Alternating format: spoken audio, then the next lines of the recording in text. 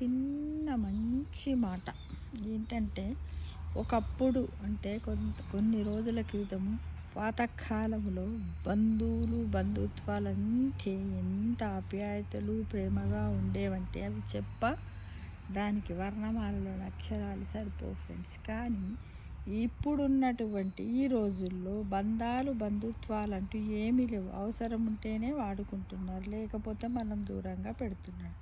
ఇప్పుడు కేవలము ఎదుటివారు ఎలాంటి పని చేసినా నీ అంతవాడు లేడురా అంటే వాడు అవునా అంటూ మనకు ఒక బంధువులాగా కొద్ది రోజులు ఉంటాడు ఫ్రెండ్స్. లేదా అంటే నవ్వునా నన్ను వాడుకుంటావా అని ఇట్లా అంటే బంధుత్వాలకు ఒకప్పుడు రక్త సంబంధాలు ఎంతో దూరం నుంచి ఉంటుండే. 3-4 తరాలు 10 తరాల వరకు కూడా ఆ రక్త సంబంధాల యొక్క బంధుత్వాలను వాళ్ళంతా చక్కగా కమ్యూనికేషన్ స్కిల్ ద్వారా చేసేవారు ఫ్రెండ్స్. కానీ ఇప్పుడు అవన్నీ కూడా మరుగున పడిపోయినాయి.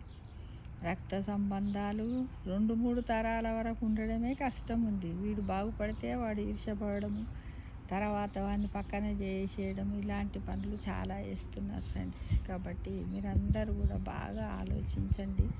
బంధాలు, బంధుత్వాలు మంచిగా ఉంటేనే మనము కూడా హ్యాపీగా ఉంటాము, అందరం కూడా సంతోషంగా ఉండగలుగుతాం ఫ్రెండ్స్. లేకపోతే చాలా కష్టం. ఎందుకంటే ఇలానే ఇప్పుడు చూడండి, మనం హిందూ ధర్మం గురించి ఏ విధంగా అయితే మనము వచ్చేస్తున్నామో అలానే చేసే పరిస్థితులు కూడా రాబోయే కాలంలో వస్తాయి. ఎందుకంటే ఫ్రెండ్స్ అంటారా, ఫ్రెండ్స్ అందరు ఫ్రెండ్స్ ఉంటారు, అందులో ఎవరు ఏది ఉంటారు ఏంటిది అనేది మనకు తెలియదు. కాబట్టి బంధాలు, బంధుత్వాలు అన్నింటిని కూడా కాపాడుకోవలసిన పరిస్థితి కూడా నేటి సమాజంలో చాలా ఎక్కువగా కనిపిస్తుంది. మీరందరూ కూడా గమనించాలని నేను అంటున్నాను ఫ్రెండ్స్.